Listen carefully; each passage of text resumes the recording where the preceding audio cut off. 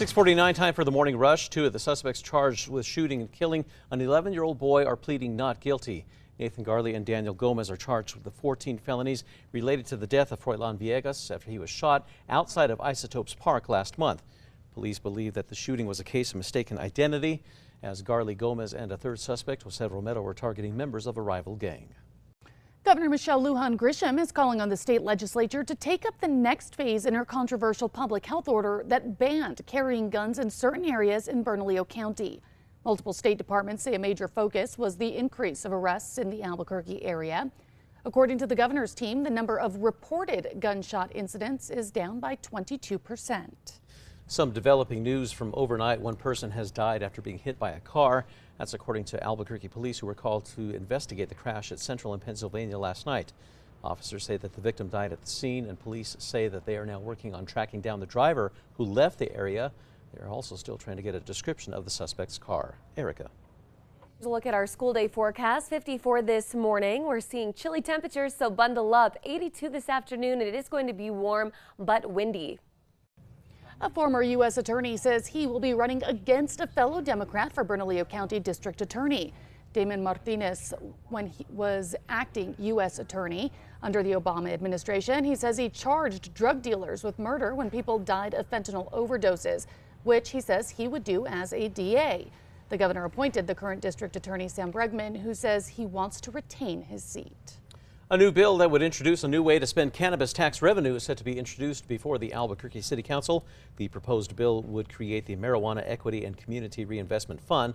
If passed, the bill would put the cannabis tax revenue into that fund for prevention and education programs, as well as programs for people trying to reenter society after being in jail or prison. Erica. And here's a look at our threat index. It is moderate today, as we'll be seeing gusty winds up to around 35 miles per hour in the metro this afternoon, and gusts to around 50 in the western high terrain. Officials with Balloon Fiesta are warning visitors to beware of ticket resellers. While general admission tickets only cost $15, some Fiesta goers have paid $50 for the ticket, while others have even paid a couple of hundred. Balloon Fiesta officials say the safest place to buy the tickets is through their official website and not through a third-party vendor. President Biden is calling on Congress to provide additional aid for Israel. In his address yesterday, the president gave a clear green light to Israel's military response.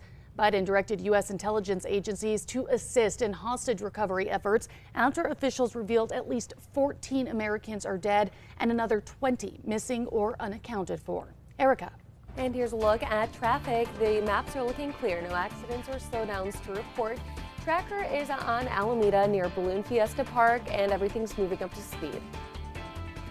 The city of Lakeland, Florida held its 43rd annual Swan Roundup at Lake Morton.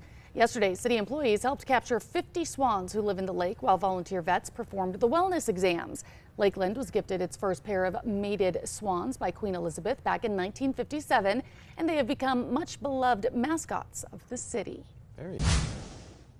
Time now for the 5 facts. At number 5, it's not just traditional balloonists taking to the skies at Fiesta. The remote-controlled Globitos made their debut at Fiesta a couple of years ago. Last fall, pilots tried to break the world record for the number of RC balloons. They didn't make it, so they're trying again this year, hoping for more than 75 in the air. The Fiestas de los Globitos RC Balloons exhibition is scheduled for 7:30 this morning. At number 4, 2 gas balloon pilots involved in the Gordon Bennett gas balloon race are recovering in a Texas hospital this morning. Krzysztof Zapata and Piotr Halas, they were the first of the 17 teams to take off on Saturday night in the balloon race.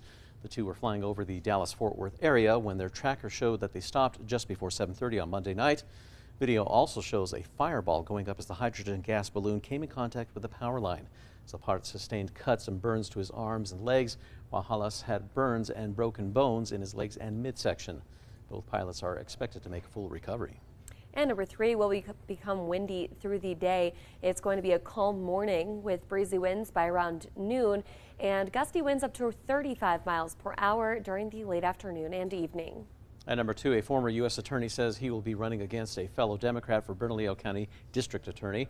Damon Martinez was the U.S. attorney for New Mexico from 2014 to 2017 under the Obama administration and unsuccessfully ran for Congress in 2018. Martinez says as U.S. attorney, he charged drug dealers with murder. That was when people died of fentanyl overdoses, which he says he would do as DA. The governor appointed the current district attorney, Sam Bregman, when Raul Torres became the attorney general. Bregman has since said that he wants to retain the seat. And number one, the governor is calling on the state legislature to take up the next phase in her crackdown on gun violence in the state. During a press conference yesterday, multiple state departments reported back on what they've been doing to follow up on her health order. A major focus was the increase of arrests in the Albuquerque area, with more than 500 in the month of September. According to the governor's team, the number of reported gun incidents is down by 22%. The governor said among her priorities during the legislative session are proposals targeting theft and reforming pretrial detention.